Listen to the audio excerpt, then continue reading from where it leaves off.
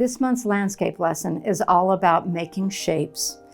We actually started this painting upside down in order to fool the mind and let us see nothing but shapes instead of symbols. Okay, now my shapes are starting to get a little more realistic. Up until this time, they just really haven't been. So there is a violet. I'm going to just add a tiny bit of that to here.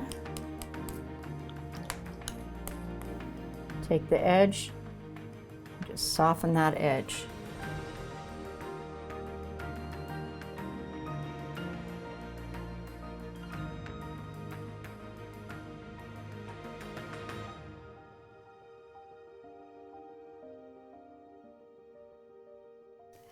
It was really fun to do, and I hope it leaves you inspired to paint.